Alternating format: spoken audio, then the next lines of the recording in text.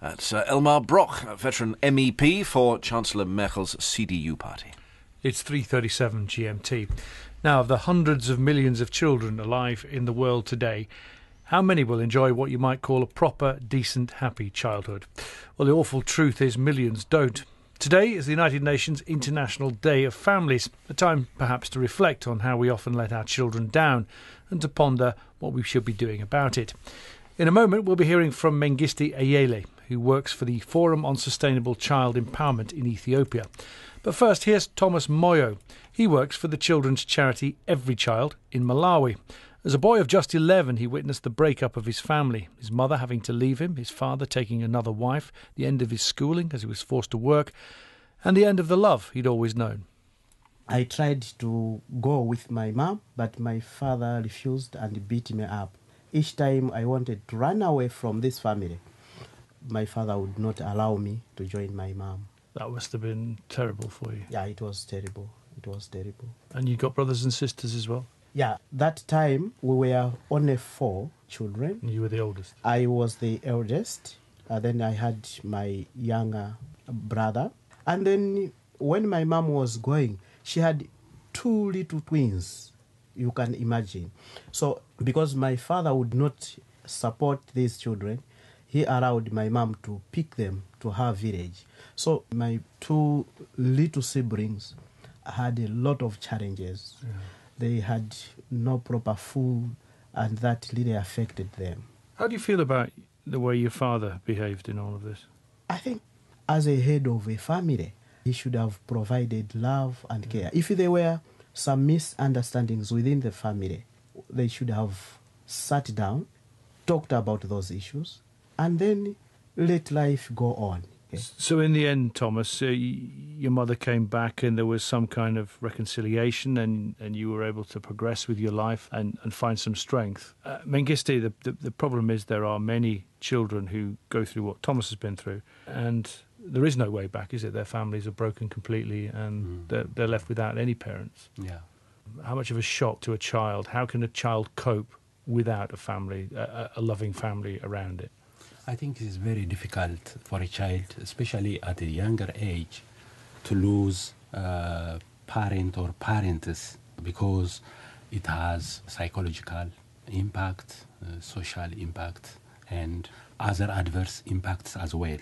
The thing is as well, in many parts of Africa, there are societies which will pride themselves on the strength of family units, and yet all over the continent, in fact, all over the world, let's face it, families are being torn apart, aren't they? Sure. Why do you think that is? Why is the family under such stress these days that perhaps it wasn't, I don't know, 100 years ago? We used to have an extended family system in different cultures, in different parts of our country. The child in home A is also a child in home B. It's considered to see as a collective children also in that area. There's a sharing of the load, isn't there? Yeah, but now things are changing very fast, especially in Africa. We have this nuclear family now, you see. So children are affected by this also to a large extent. In Malawi, one of the challenges that Malawi is facing is HIV and AIDS. I talked about Malawi having a population of 13.2 million, and about 1 million people are already living with HIV virus. And this has caused about 1.2 million children who are orphaned, who are now growing without parental care because of the HIV and AIDS pandemic.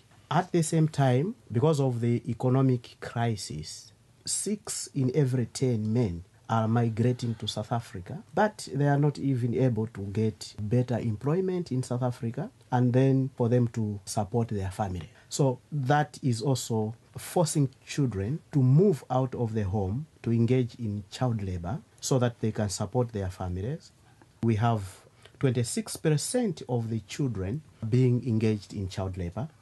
We have 50% of the girls getting into early marriage just because the families cannot be able to support. Mengiste, do you think that we're becoming, as a society, more callous about the way we treat children, that we don't care as much? We see so many children in such awful situations that we almost become used to it. We become inured to it. It doesn't register like it should do, perhaps. Yeah, I can see there is carelessness and neglect also from the part of families also toward their own children.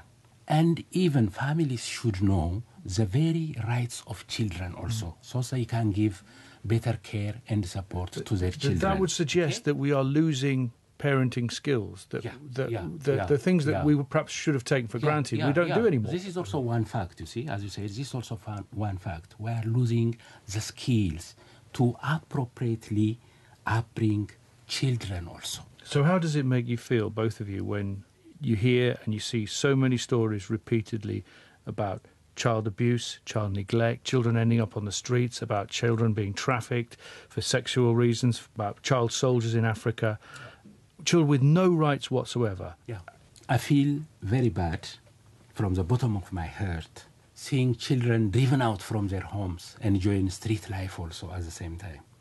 Seeing children, especially female children, being abused by neighbors, even by parents also.